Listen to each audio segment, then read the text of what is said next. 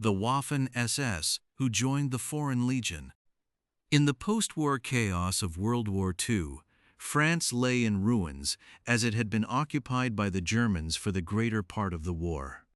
Although the fighting in Europe was over, France's overseas colony, Indochina, was in revolt, and the devastated nation urgently needed soldiers to suppress the uprising. Exhausted after years of war and occupation, they were forced to rely on a new pool of personnel that came from an unlikely source. The Schutzstaffel, or SS, emerged in the 1920s as Hitler's bodyguard and the security service of the National Socialist German Workers' Party. The organization grew and split into branches, including the Waffen-SS. This became the armed wing of the Nazi Party and developed into a paramilitary organization that fought alongside the Wehrmacht. During the war, they committed countless atrocities as part of the racist agenda of the Nazis, especially on the Eastern Front. After the war, members of the Waffen-SS became wanted criminals. Many fled abroad to escape punishment. These fugitives needed a way to leave their former lives behind and start anew. An opportunity arose that would be mutually beneficial for both the fleeing SS and the desperate French. France has maintained a Foreign Legion since the 18th century, a military unit made up of non-Frenchmen, although French citizens can also join. One of the hallmarks of the Legion is its openness to accepting recruits with questionable backgrounds. Historically, the ranks were filled with criminals, vagabonds, and other outcasts of society seeking a fresh start. Today, standards are somewhat stricter. Criminals wanted by Interpol, as well as hardened criminals like murderers and drug dealers, are not accepted, although they turn a blind eye to other minor crimes. In fact, a petty criminal record is highly preferred, as the recruit likely wants to leave his former life behind, making him more committed to the Legion. Other restrictions apply only to the age, mental capacity, and physical fitness of the recruits. Any man between 17 and 40 years old who is in good mental and physical health can join. Ethnicity, religion, political affiliation, status, wealth, education level, or any other factor is completely irrelevant. Anyone can apply. Further questions are waived. Anyone seeking a fresh start can achieve this through service in the Legion. Anonymity is a requirement, with new recruits forced to join under an assumed name, a so-called anonymat. Only after a certain period of service are they allowed to use their real name if desired. This system is perfectly suited for those who want to leave past offenses behind or avoid prosecution for their crimes. Germans have always played an important role in the French Foreign Legion. Shortly before World War II, it was estimated that about 80% of the Legion's non-commissioned officers were of German descent. After the war, conditions were favorable for a large influx of German recruits. The nation was occupied by enemies. Many soldiers joined their former adversaries out of fear of retribution and used the anonymity. According to a New Yorker article from May 1947, so many enlisted that up to 5,000 men sent to French Indochina were German, mainly recruited from prisoners of war. These men were described as being in their mid-20s. Their only purpose in the war was, at least according to the article, to hire on as mercenaries. For members of the Waffen-SS, this was a way to evade trial for their crimes. However, there are limits to the Legion's policy of anonymity regarding what was ignored. Due to the atrocities they committed, SS members did not admit their past association with the SS, but simply presented themselves as ordinary German soldiers in hopes of bypassing the screening process. There was a major complication with this. Members of the Waffen-SS were often tattooed with their blood type, tattooed with small letters on the underside of the left arm near the armpit. This ensured that if dog tags were lost, the correct blood type for a transfusion would be given. After the war, A tattoo in this area was often seen as proof that the man was a member of the SS and was treated accordingly by Allied forces. This was not a perfect system, as not all SS members were tattooed, and many regular German Wehrmacht soldiers had a blood-type tattoo, especially those treated in SS hospitals. To avoid detection, SS members painfully removed the tattoo, thus destroying the evidence of their former connections. Nevertheless, cautious recruitment teams of the French Foreign Legion looked for candidates with blood-type tattoos or suspicious scars in typical tattoo locations. Despite this, many Waffen-SS members managed to bypass the selection process and join the Legion, particularly in the years directly following the war, although French authorities became increasingly efficient against the recruitment process over time. After acceptance into the Foreign Legion, the legionnaires were sent to Indochina, which was later called Vietnam, to suppress the ever-growing uprising there. The legionnaires represented a desperately needed source of French forces in a difficult situation. The Legion would play a crucial role in the conflict, including the catastrophic final siege at Dien Bien Phu, when Communist Viet Minh fighters overran the French garrison. Is there solid evidence that many SS members joined the Foreign Legion? Probably not, but it is hard to say. Determining the number of former SS members among the legionnaires is a daunting task.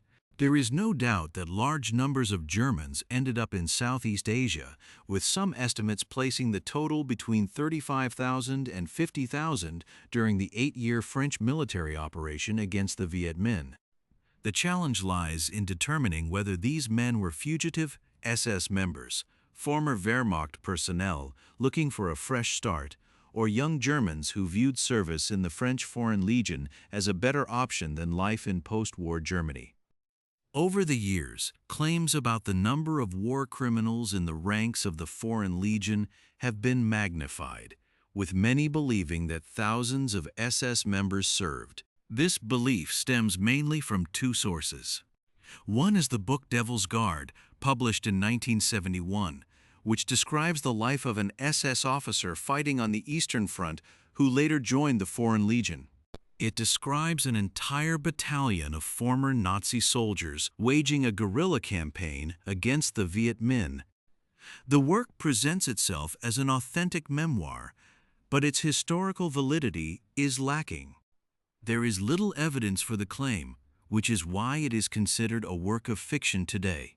Added to this were the Viet Minh themselves, who, after capturing thousands of French troops at Dien Bien Phu, claimed that there were large numbers of Waffen-SS in their ranks. They never provided evidence for these claims. They possibly viewed or described all Germans as fugitive war criminals. There is little evidence that thousands of SS members joined the Foreign Legion and fought in Indochina, regardless of the reasoning. In summary, it is known that a large flood of German recruits poured into the Legion after the war. However, French authorities were specifically looking for SS members who would be rejected and arrested. Due to the Legion's anonymity policy, it would be nearly impossible to accurately track the identities and past loyalties of the fugitives should they pass the initial screening. Unreliable reports from the Viet Minh and later sensationalist accounts claiming to be factual only add to the confusion of an already unclear topic. Claims that thousands of SS members joined the Legion to escape prosecution are likely heavily exaggerated. Some certainly escaped justice this way, but the exact number has been lost to history. Japanese soldiers who continued fighting after World War II. In 1945, the Second World War finally came to an end. Hitler's last stand took place in his bunker on April 30th, when he and his wife Eva Braun committed suicide after it became clear there was no way out. The Third Reich officially surrendered on May 7th. Atomic bombs were dropped on Hiroshima and Nagasaki, leading to the formal Japanese surrender on August 15th by Emperor Hirohito. 2 weeks later, on September 2nd, the war officially ended. Although hostilities finally ceased, It seems not everyone received the news. Some Japanese soldiers held out into the 1950s, 60s, and 70s for various reasons. Some were sent to remote Pacific islands and lost contact with the outside world, thereby missing the news of the war's end. Some doubted the legitimacy of Japan's surrender. Others simply refused to believe it was all over. Japanese soldiers were trained in the Bushido Code, the ethics of combat. They were taught that every fight was waged to the death and that it was an honor to die for the emperor. But surrendering was both shameful and dishonorable. Because of this belief, they could not accept that their leaders would have surrendered. During the war, therefore, only a few Japanese soldiers surrendered. Most were captured wounded or killed. Why were there still some Japanese soldiers decades later waging a war that had long ended? In the 1950s, stragglers Yuichi Akatsu and Shoichi Shimada were discovered on the Philippine island of Lubang. They belonged to a group under Lieutenant Hiro Onoda, with orders to hold off the enemy by any means. When the Allies took the island on February 28, 1945, Onoda and 3 other surviving men retreated into the jungle, where they hid and used guerrilla tactics against the locals to obtain supplies. After the war ended, the Allies repeatedly dropped leaflets into the jungle for 5 years to inform stragglers about the detailed end of the war. The men considered the leaflets to be fake. However, in 1949, Yuichi Akatsu separated from the other 3. He lived alone for another 6 months before surrendering to the village of Luke in March 1950. 2 years later, in 1952, the Allies again dropped letters and family photos over the jungle, but the 3 men continued to ignore them, convinced it was a trick. A year later, Private Shimada was shot in the leg during a guerrilla raid. Although Onoda successfully nursed him back to health, Shimada died during this time, shot by a search party that had gone into the jungle to look for the 3 men. The other 2 soldiers hid in the jungle until the 1970s. But there were more stragglers elsewhere. In June 1944, over a year before the war ended, the Americans bombed 3 Japanese transport ships. About 30 survivors of the wreck managed to swim to the nearby island of Anatahan, which was part of the Mariana chain of islands off the coast of the Philippines. Later in 1944, the U.S. successfully conquered the Mariana Islands, ignoring smaller islands like Anatahan and taking the main islands. They knew nothing of the Japanese living there until the locals of nearby islands informed them. Anatahan, a small volcanic island, had only a few locals. The 30 stranded Japanese fought for survival by feeding on coconuts, insects, bats, and lizards. The conditions of the stranded improved somewhat when an American B-29 Superfortress bomber crashed on the island. This provided them with vital resources and tools to build shelters. After Japan's surrender, the Americans attempted to evacuate the Marianas. They took 45 inhabitants and 2 Japanese from Anatahan, but the 30 castaways did not believe the war had ended and fled inland as survivors for another 6 years. Among the Japanese already living and working on the island were the couple Shoichi and Kazuko Higa. Shoichi had left the island to visit his sick sister, but could not return due to events. With 1 woman and 30 men on an island, the resulting tension can be imagined.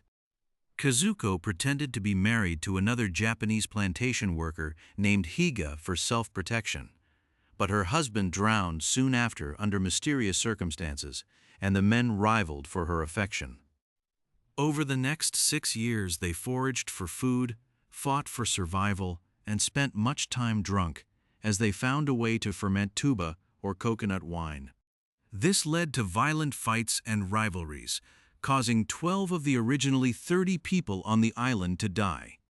Kazuko, as the only woman, had to be clever to protect herself against the drunk and aggressive men.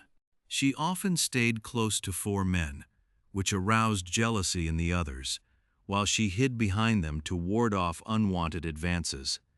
In 1950, Kazuko discovered a U.S. ship off the coast. She ran to it, attracted attention, and asked to be taken off the island, which ended her nightmare as a straggler. Through her, the U.S. and Japanese authorities learned of the forgotten men on the island who did not believe Japan had surrendered. The authorities asked families to write letters as proof of the war's end. In 1951, they were dropped on Anatahan along with an official message from the governor of Kanagawa Prefecture. The stubborn men gave in, waved flags on the beach to surrender, and awaited the arrival of U.S. officials. They retrieved them from the island and sent them home. Their story became a huge sensation in Japan, and Kazuko Higa became an actress but was forever portrayed as the seductress of Anatahan Island and eventually had to go into hiding. Meanwhile, on Tinian, another Mariana Island, the Japanese survivor Murata Susumu remained behind. In 1944, the Battle of Tinian took place, one of the larger Pacific Island battles of World War II. The fighting lasted 9 days before the United States of America finally declared victory, and a few hundred remaining Japanese soldiers fled deep into the jungles of Tinian to avoid capture and surrender. The last soldiers were gradually weeded out in the following months. The last garrison surrendered on August 4, 1945, after the war ended, but one man remained, Murata Susumu. He built a shack on the coast of Tinian and lived there in isolation for 8 years until he was captured in 1953. 2 years later, another Japanese survivor was found on Luzon, the largest island of the Philippines. Seaman Noboru Kinoshita was one of the forgotten Japanese soldiers hiding in the island's jungles. He had fled there in 1944 after surviving the sinking of a troop ship, and then spent the next 11 years living in the jungle on lizards, frogs, fruits, and wild monkeys, not knowing the war was over. In November 1955, he was discovered by Philippine police while raiding a sweet potato field on the edge of the jungle and expected to be executed for theft. When he learned that his enemy wanted to send him back to Japan as a free man, he hanged himself instead of bearing the shame of returning home. In 1955, in Dutch New Guinea, 4 Japanese airmen surrendered a decade after the war ended. The Japanese occupied Dutch New Guinea in 1942 and left troops behind to maintain control. The 4 airmen belonged to a larger battalion that marched from Wewak to Hollandia in 1944. 89 men began the forced march. 30 drowned crossing a storm-swollen river, and others died of hunger and disease. After the remaining men discovered the capture by the Allies, they hid in the jungle until the Japanese would reconquer the land. They were discovered and attacked. 5 fled deeper into the jungle, crossed the border into Dutch New Guinea, and became self-sufficient there. Due to poor nutrition and a lack of resources, one of the 5 died of malaria in 1947. The other 4 lived in the jungle for another 8 years before being discovered by a villager from a nearby settlement. Despite the realization that the war was over and the U.S. and Japan were now friends, the airmen refused to believe it, but remained in contact with the villagers anyway. Only 3 years later were the locals and the police finally able to convince the airmen that the war was over, and they finally surrendered. In 1956, 13 more Japanese soldiers were found on the islands of Morotai and Mindoro. Both islands experienced Pacific battles during the war. Many Japanese fled into the jungle to hide. The Allies did not want to waste resources on these stragglers, so some of them lived there unseen and forgotten for years after the war. On Morotai, 9 soldiers were found in 1956, and on Mindoro, 4 men surrendered in November of the same year. The stragglers of Morotai and Mindoro marked the end of those discovered in the 1950s. In the following decades, many more Japanese were found. The last two surrendered in 1974, almost 30 years after the war ended. German prisoners of war were forced to run through a minefield after World War II, Denmark 1945 to 1946. In early May 1945, after 6 years of bloody fighting, peace finally came to Europe with the surrender of Nazi Germany. With the end of World War II, new problems emerged, such as dealing with the millions of land and sea mines left over from the conflict. On May 4, 1945, German troops in Denmark surrendered to the Allies and prepared for their withdrawal. Denmark had approximately 1.4 million active landmines along its west coast, which had been laid by the Germans during their occupation from 1940 to 1945. The mines were located mainly on beaches and around key facilities like radar stations. The Act of Surrender signed by the Germans stipulated that they had to follow Allied instructions in all matters without objection. After the liberation of Denmark at the war's end, the British military responsible for the area ordered the formation of a mine-clearing group. It was already active on May 11, 1945. The so-called Mine Command Denmark was formed from German prisoners of war who were officially considered surrendered enemy personnel. The Germans insisted on clearing the mines, as they were familiar with handling them. They knew where they were laid. The Danish authorities saw this as a clear violation of the Geneva Convention, but did nothing about it at that time, presumably because most mines lay on urgently needed farmland and there was increasing food shortage in Europe. Otherwise, inexperienced Danish and British personnel would have taken over the task. Some also thought that Germany was responsible for laying the mines and should therefore remove them. Between 750 and 2,000 German prisoners of war, including many teenagers, had to help with mine clearance. As pioneer troops, these soldiers possessed engineering knowledge. They were trained in mine clearance and supported by British Army Royal Engineers. The pioneers were combat engineers and experts in defusing mines. The Allies may have violated the Geneva Convention because they forced prisoners of war to perform dangerous work against their will. This convention governs the humane treatment of civilians and soldiers in war. The task became very dangerous because the Germans had not only laid numerous mines, but also used many different types of mines in the war, which made clearing them considerably more complicated. During the war, the Germans commonly used 16 types of anti-tank mines and 10 types of anti-personnel mines.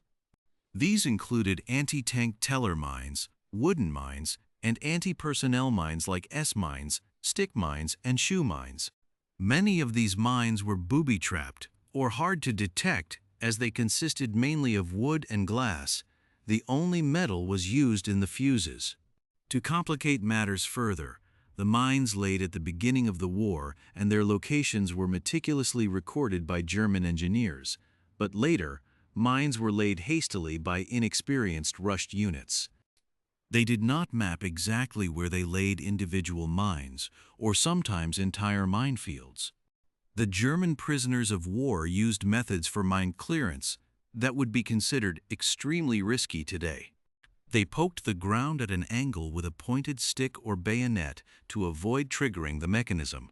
This meant the mine clearer's head and hands were directly at the mine.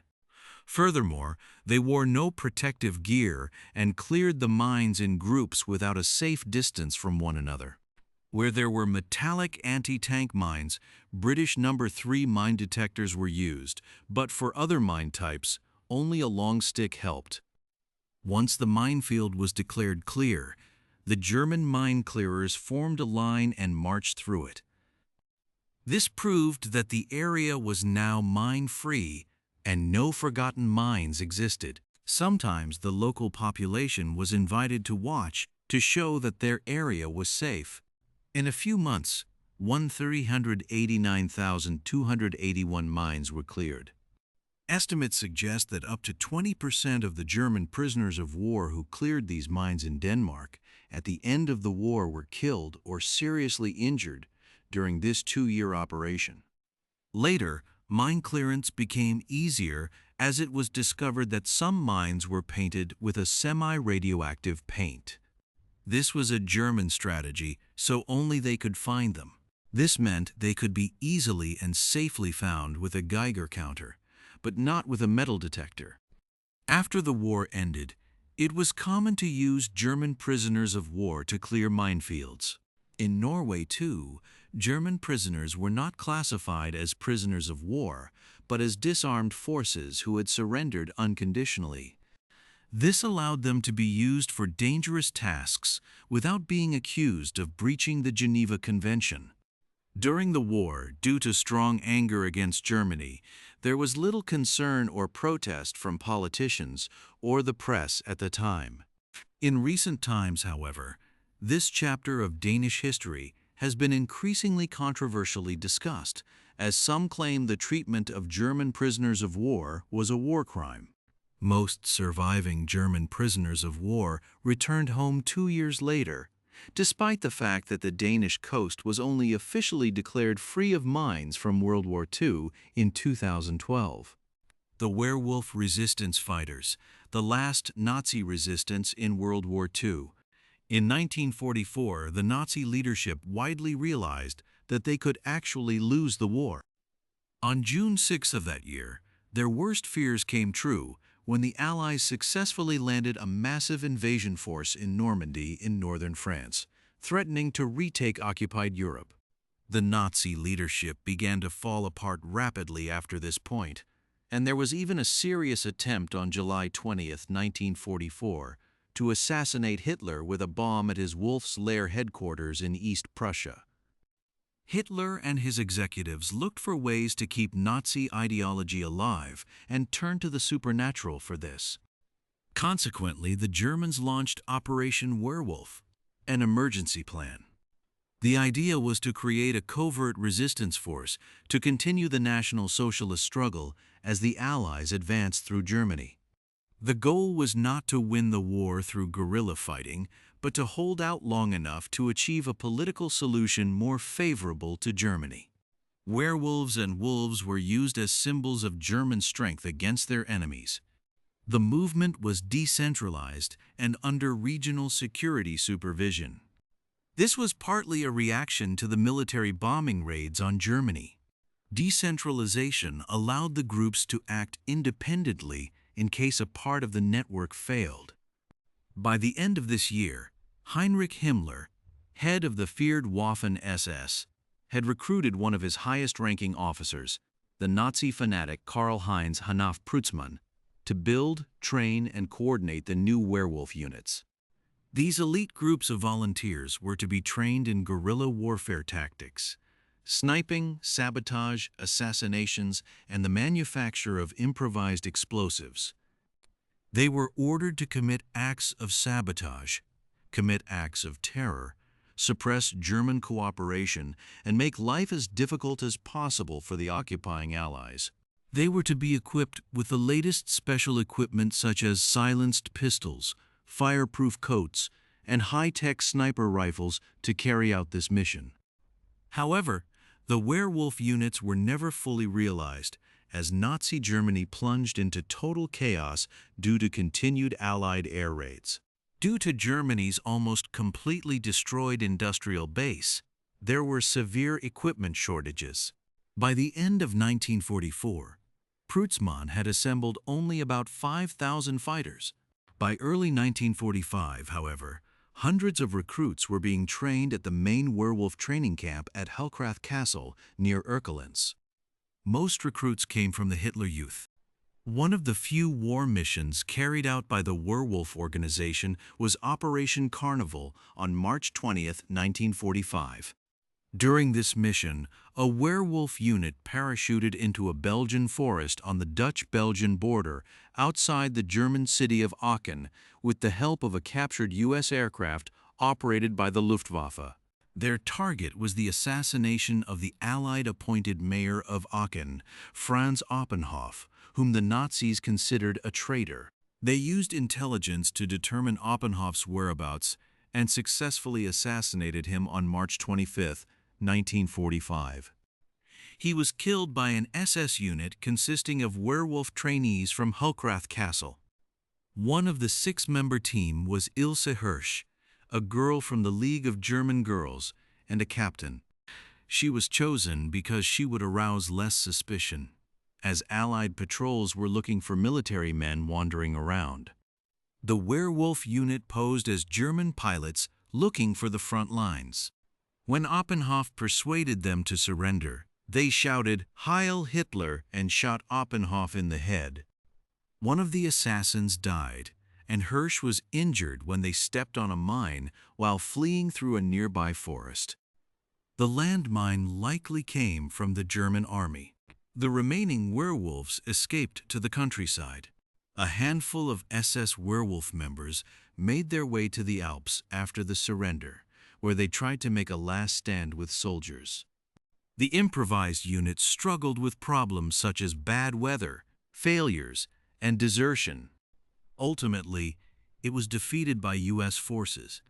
Much propaganda was made about the so-called werewolf units, with German newspapers often publishing sensational and fictional headlines like "Wrath of Nazi Werewolves Unleashed on Invaders." Lieutenant Otto Skorzeny, a Knight's Cross holder and specialist in commando operations, later took over supervision of the training and development of the werewolf units. Jürgen Stroop, known for suppressing the Warsaw Ghetto Uprising of 1943, was also consulted. They were shocked to learn that the number of werewolf cells was grossly exaggerated, and the few existing units were very disorganized. Even the secret supply depots buried nationwide were not correctly recorded, so only a few units knew their actual location. The explosives, ammunition, and weapons were buried in 1939, but by 1945 no one knew their location, and the advancing Soviets discovered most of them. Skorzeny concentrated Operation Werewolf's efforts on building a Nazi underground railroad to enable thousands of SS officers to escape via so-called rat lines. On March 23, 1945, Propaganda Minister Joseph Goebbels gave the infamous werewolf speech, declaring that every German must fight to the death. On April 1st, Radio Werewolf began broadcasting from a small East German town.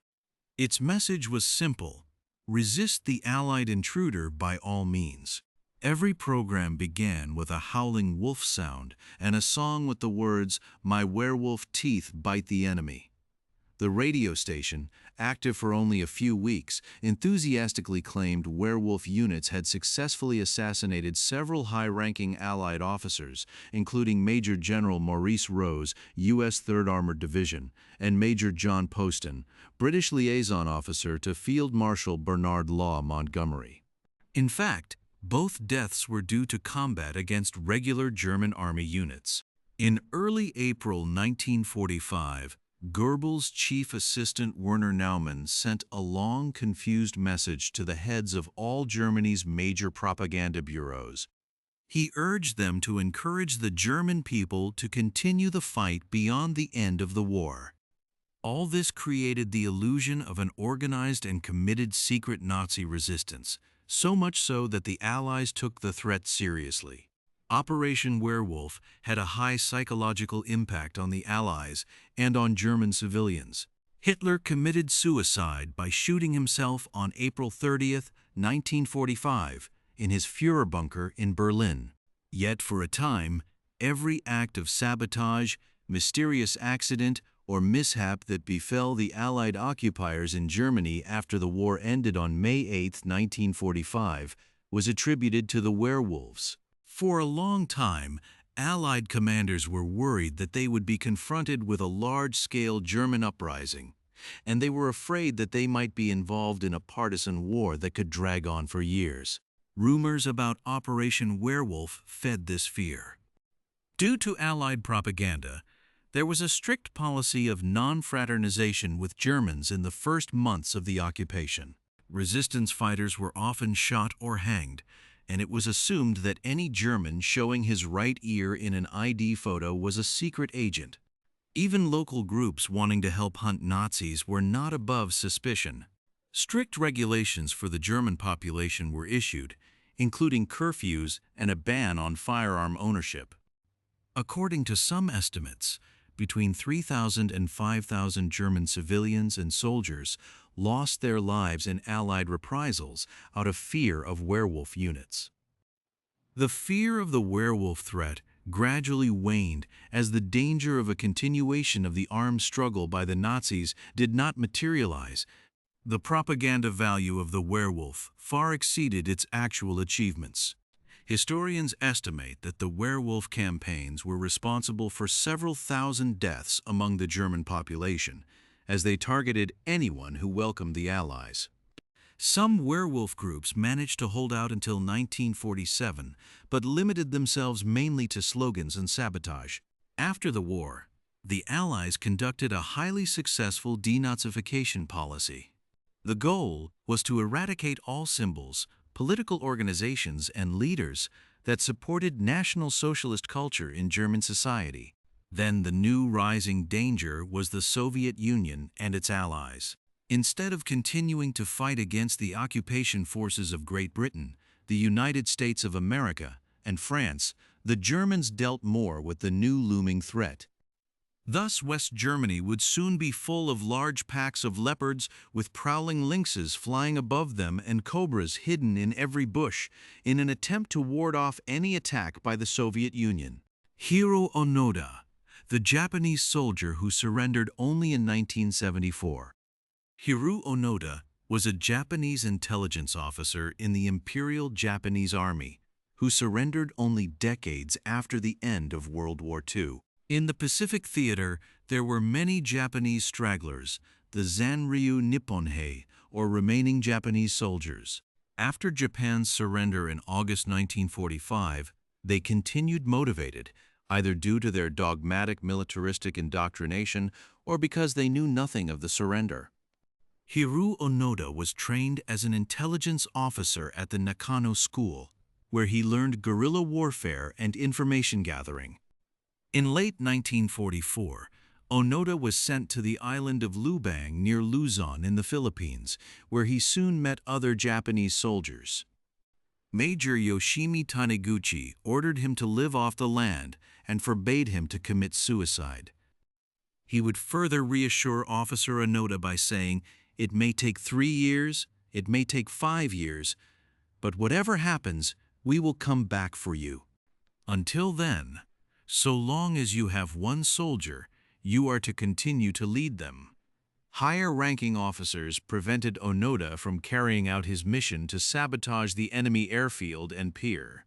This facilitated the capture of the island by the United States of America in February 1945.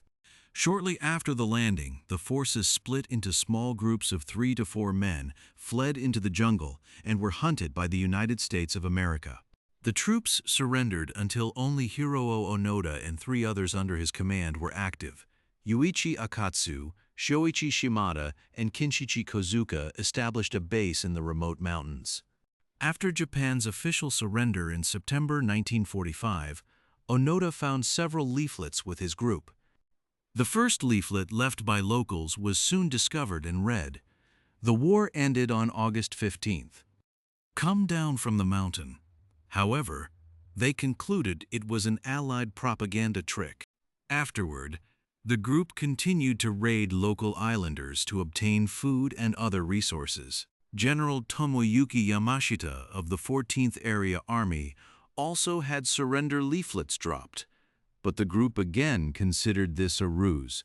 Without knowledge of the atomic bombs on Hiroshima and Nagasaki, Japan's willingness to surrender seemed possibly lower. In 1949, Yuichi Akatsu escaped from the group and surrendered to Philippine forces in 1950, which made the remaining 3 cautious of disloyalty. In 1952, the search mission was expanded by dropping letters and pictures from families from an aircraft, but the 3 soldiers also considered this a trick. Every piece of evidence found reinforced the group's paranoia and hostilities. Although they wore Imperial Japanese uniforms, they encountered civilians whom they interpreted as disguised Allied soldiers to lure them out. Therefore, they did not hesitate to shoot at the locals. Shuichi Shimada was shot in the leg in 1953, but recovered with Onoda's help. On May 7, 1954, he was killed by a search party when he fired at his potential rescuers who returned fire on the beach of Gonten. Now only two remained. Onoda and Kozuka continued their mission to commit acts of sabotage, gather information about the defunct enemy, and attack him. On October 19, 1972, Kozuka was shot by police during a skirmish while burning a farmer's rice. Lieutenant Onoda was now alone. On February 20, 1974, the determined Japanese explorer Norio Suzuki found Onoda. Onoda still refused to surrender. However, Suzuki wanted to find his original commander, Major Yoshimi Taniguchi. In March 1974, his former commander, Major Yoshimi Taniguchi, traveled to the Philippines to fulfill his promise and personally end his orders. Onoda, still in his tattered military uniform from decades ago, saluted the Japanese flag and handed over his samurai sword, his functioning Arisaka Type 99 rifle, ammunition, hand grenades, and his family dagger. The Philippine government under President Ferdinand Marcos pardoned him, although he had killed 30 innocent people during his campaign on the island, because he thought the war was still going on. After returning to Japan, Onoda was very popular, but found it difficult to adapt to post-war Japan and the decline of traditional values. He published an autobiography, emigrated to Brazil in 1975 to raise cattle there, and later founded several training schools. In his final years, Hiro Onoda said in an interview, "Every Japanese soldier was prepared for death, but as an intelligence officer, I was ordered to wage guerrilla warfare and not to die. I became an officer and received an order. If I could not carry it out, I would feel ashamed. I am very loyal. Thanks for watching. Subscribe to the channel and like if you enjoyed it. See you soon."